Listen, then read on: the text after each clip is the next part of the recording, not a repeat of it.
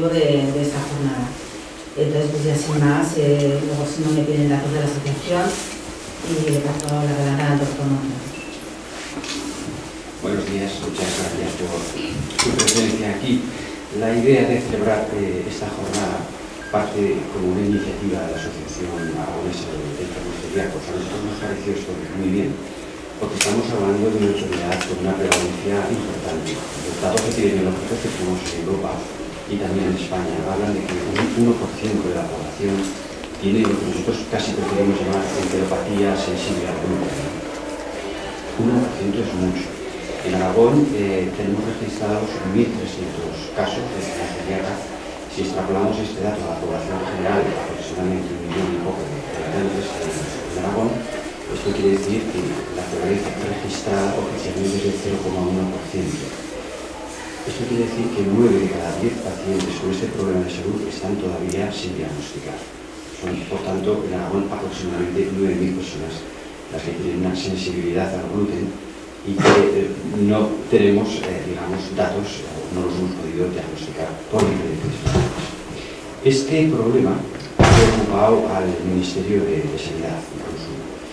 Tan es así que el año pasado tuvo la iniciativa de juntar varias sociedades científicas, una de ellas es la que yo represento, que es la Asociación Española de Gastroenterología, con la idea de crear un protocolo de diagnóstico precoz, es decir, establecer unas claves para llegar a un diagnóstico precoz, porque el promedio de años que se tarda en un adulto en diagnosticar este problema es a menos de 10, es decir, que el paciente lleva 10 años en un promedio con síntomas de muy diversa índole hasta que se llega a establecer el diagnóstico. Formamos un equipo multidisciplinar, aglutinamos a varias sociedades científicas de atención primaria, de pediatría, de gastroenterología y conseguimos ensamblar un protocolo. Ahora el siguiente paso es que las comunidades autónomas tienen que ejecutar este protocolo. Nosotros, en nuestra comunidad autónoma, nuestro hospital fue el primero que se adhirió al programa y los resultados han sido muy positivos. Me gustaría pasar una diapositiva para mostrar un poquito o de qué estamos hablando. Estamos hablando de un problema relacionado con el gluten. El gluten es una proteína que contiene los cereales, el trigo, la cebada y la centeno. Cuando el organismo de un paciente con este problema entra en contacto con el gluten pone en marcha una respuesta inflamatoria en el intestino. Aquí lo que estamos viendo es un intestino normal. Estos dedos que vemos ahí son vellosidades intestinales que tienen una altura normal. Esto sería lo que cabría esperar en una persona de características normales. Cuando el gluten entra en contacto con la mucosa intestinal de un paciente que ya genéticamente está predispuesto a padecer este problema, porque estamos hablando de un problema con predisposición genética, promueve una respuesta inflamatoria que acaba por alterar gravemente la mucosa intestinal. Y entonces aparece esta imagen. Esta es una mucosa intestinal con una atrofia marcada de las vellosidades.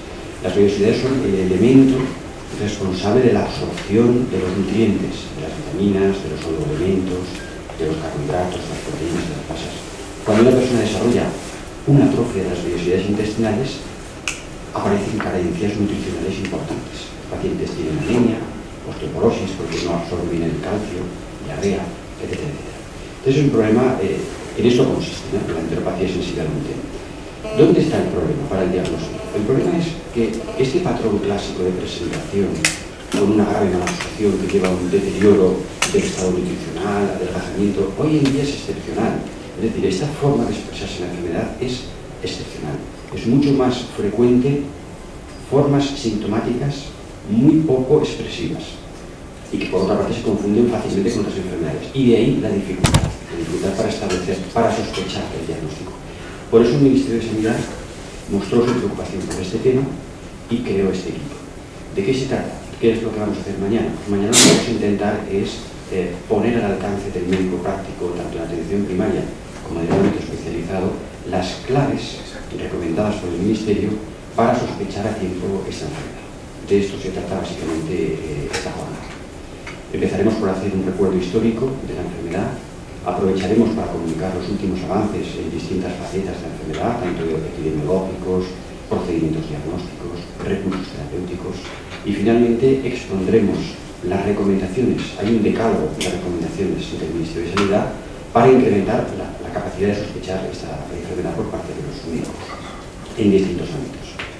Si se ponen en marcha estas recomendaciones, confiamos que este fondo del iceberg donde están metidos gran parte de los celíacos sin diagnosticar vaya saliendo progresivamente a la luz, y con esto conseguiremos mejorar la calidad de vida de estas personas y evitar, en lo posible, las complicaciones que a largo plazo estos pacientes desarrollan, porque la propia historia natural de la enfermedad es así.